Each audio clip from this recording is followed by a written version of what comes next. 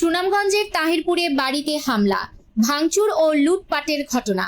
তাহিরপুর প্রতিনিধির পাঠানো প্রতিবেদনে উম্মে কুলসুম শক্তির রিপোর্টে থাকছে বিস্তারিত। সুনামগঞ্জের তাহিরপুর উপজেলার দক্ষিণ শ্রীপুর ইউনিয়নের লতিফপুর গ্রামে এক বসত বাড়িতে হামলা, ভাঙচুর ও লুটপাটের অভিযোগ উঠেছে। ভুক্তভোগী আব্দুল আমিন, বয়স 42, বুধবার 8 এপ্রিল তাহিরপুর থানায় লিখিত অভিযোগ দায়ের করেছেন।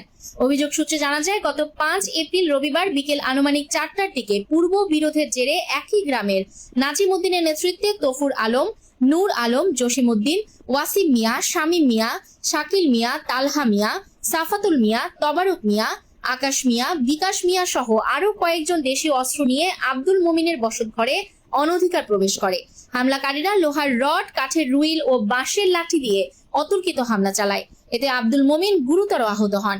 তাকে রক্ষা করতে এগিয়ে এলে আব্দুল আমিনের ছেলে সিয়াম হোসেন, বয়স 12, ও গুরুতর আহত হন। অভিযোগে